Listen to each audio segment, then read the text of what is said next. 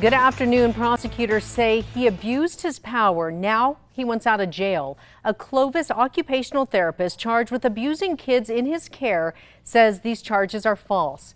News 13's Bella Olage has the motion from Jared Cordum's defense team calling the whole case into question.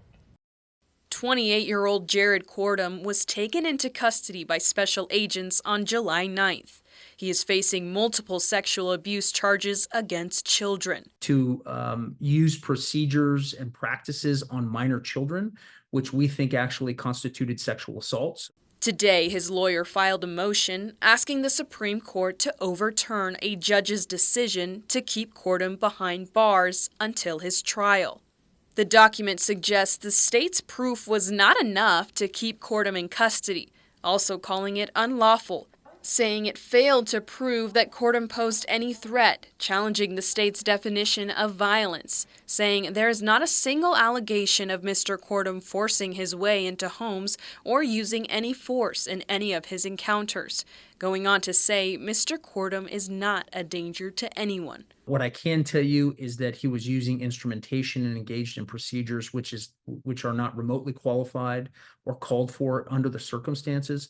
A district court judge granted the state's motion to keep Cordum behind bars until trial, saying he is charged with multiple felonies.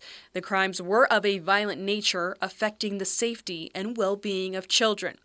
That the defense protested in the motion, emphasizing the visits were authorized by the child's parents, with the parents' and children's consent, and that Cordum was recommended to them by their pediatrician. In these situations, and fortunately that we've got this offender off the street, we are, as I said before, concerned that there may be more victims in the communities.